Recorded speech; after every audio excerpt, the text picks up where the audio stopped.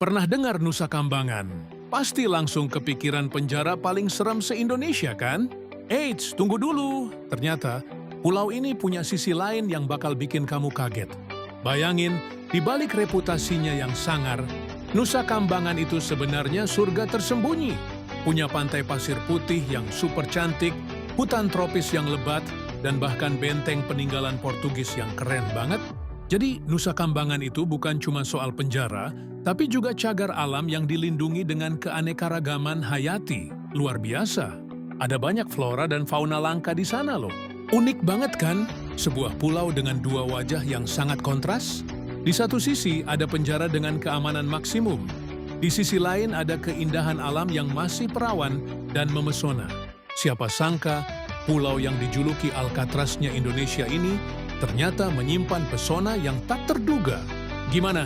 Jadi makin penasaran kan sama Nusa Kambangan? Tuh jangan lupa like dan comment dan subscribe ya.